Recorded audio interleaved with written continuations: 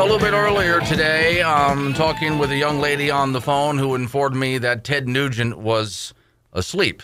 And immediately I figured I had a crank caller on the line because, Ted, you never sleep. I saw your schedule. Well, Glenn, I think we can all admit right here on the Glenn Woods radio show that the greatest philosopher of all times was Dirty Harry. Yeah.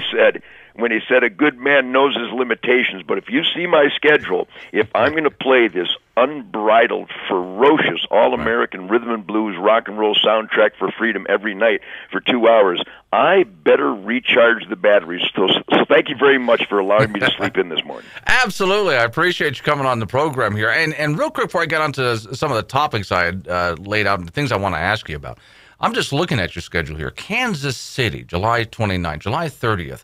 Inglewood, Colorado, 31st, Salt Lake City, Sheridan, Wyoming on August 1st. You and I are going to be in Emblem, Wyoming, though, at a Tea Party rally. So I'm looking forward to that. Have you been to Wyoming Tea Party rallies before? I thought I heard that you had.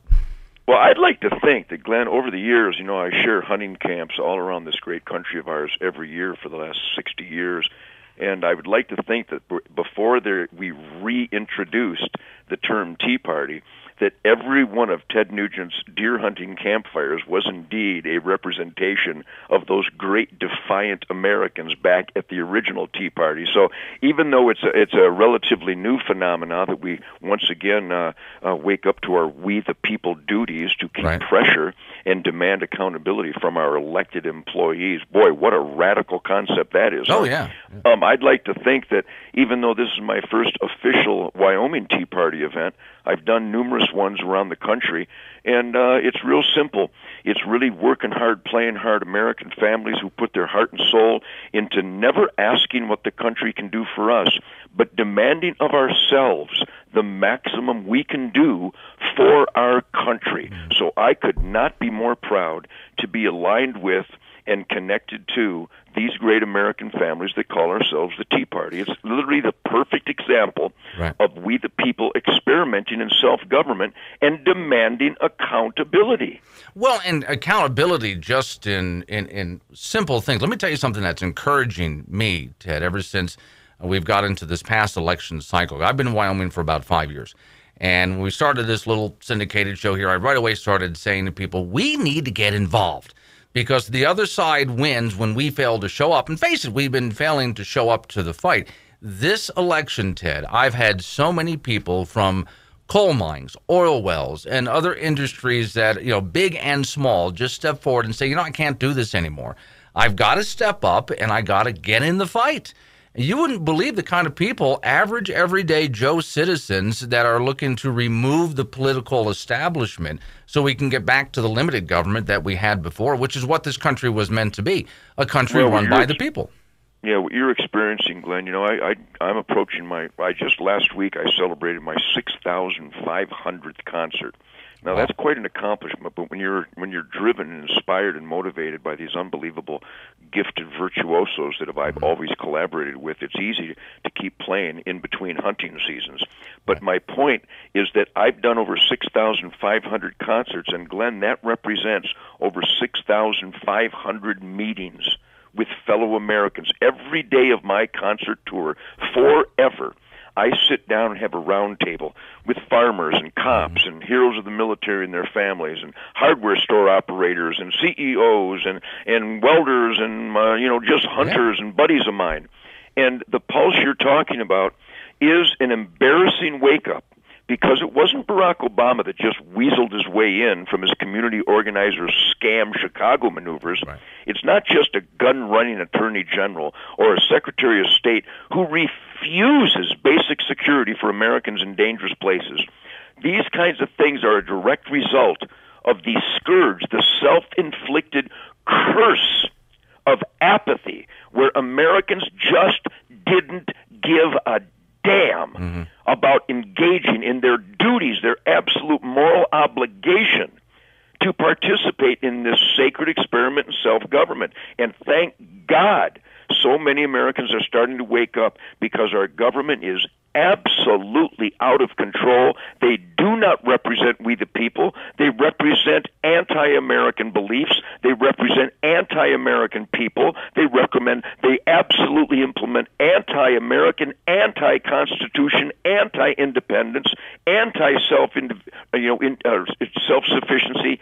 These politicians that are epitomized by Barack Hussein Obama and the weird, I don't even know what species Harry Reid is, and Nancy Pelosi, these are bad America-hating, freedom-hating people. And if other Americans are willing to just bend over and take it, then it's going to get worse. But if we wake the hell up and realize that freedom is not free, and there's a soldier in a box someplace who died for our experiment in self-government, how dare we not participate to show our thanks for those heroes that gave everything so that we can be American. So that's my stand, and anybody that doesn't understand it should probably call 1-800-NUMBNUT and move to France.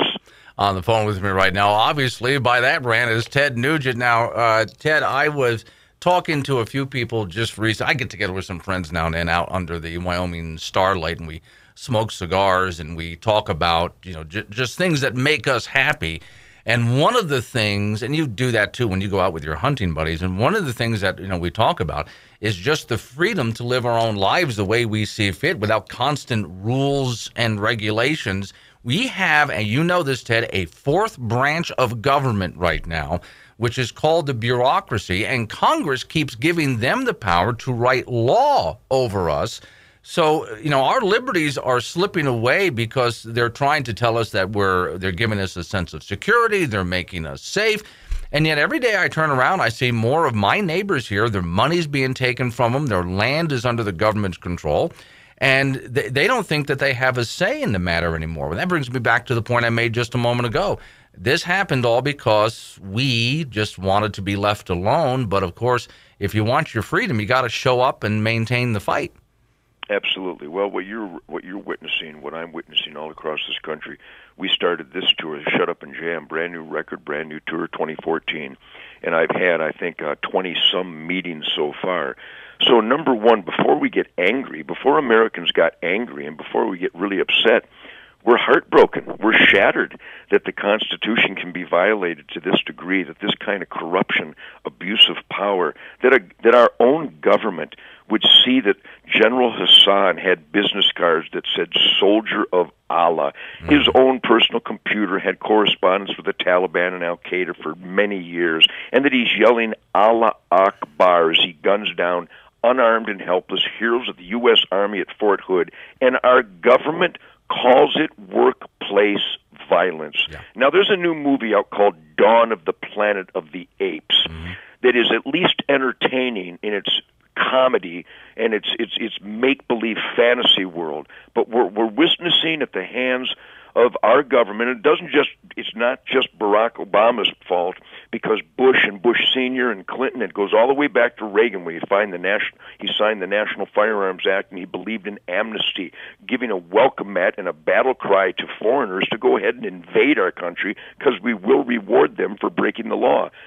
So what you're witnessing, what I'm witnessing every day at my meetings, is that people are heartbroken, and then the emotion of anger sets in, and I believe that we will show up at the polls, and I believe that we will communicate with our fellow ranchers and our friends and neighbors and family and people at work and church. I believe that there's a growing activism that identifies just fundamental we the people responsibilities. So yes, the prognosis is slightly improved, but the reason Barack Obama was elected a second time is because people thought that Mitt Romney was too wishy-washy, so they didn't even show up. And everybody knows that Mitt Romney would have been vastly superior as a president of the United States with his work regimen, his business regimen, his leadership regimen. Whereas Barack Obama, if you look at the polls and you look at all the footage of man-on-the-street reporters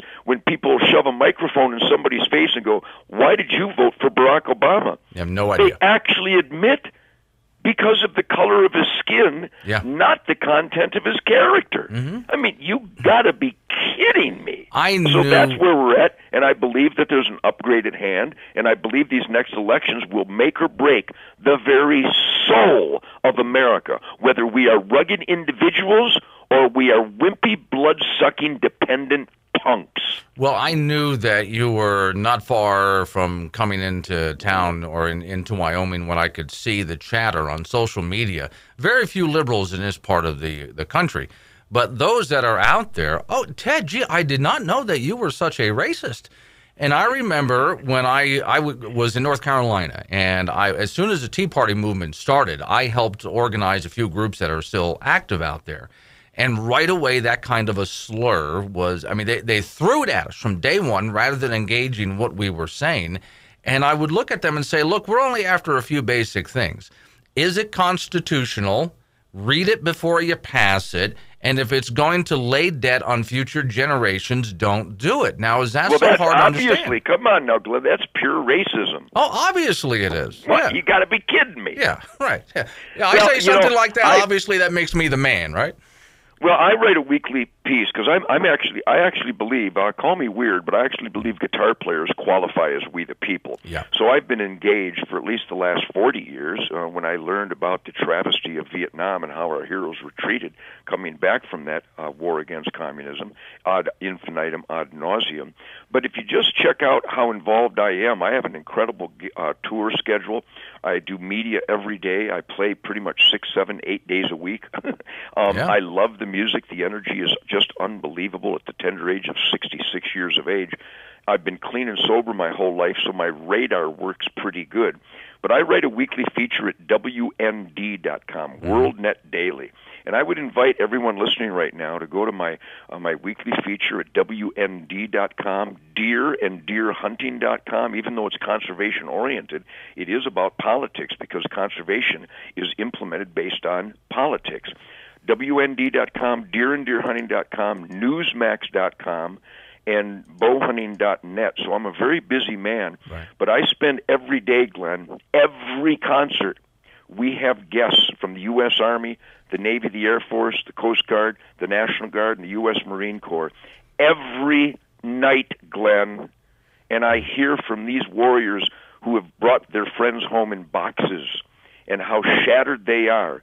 And here's the horror, and this is what people call rhetoric, and this is why I'm called a racist. Because the suicide rate amongst the heroes of the military is at an all-time heartbreaking high. And I'm going to tell you why from their own lips. The commander-in-chief is their enemy. Mm-hmm. They believe that the commander-in-chief violates his oath to the Constitution that they have sacrificed their legs for, their arms, their skin, their eyeballs.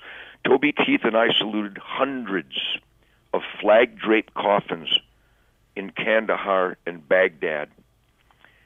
And I will not fail to show that freedom is not free by implementing the freedoms and rights these heroes have provided at great sacrifice to bring our government back into control based on the Constitution and the Bill of Rights. That's all I stand for. Yet the Southern Poverty Law Center, the Media Matters, and the Huffington Post, and all these America-hating idiots call that racism. So let the cards fall where they may.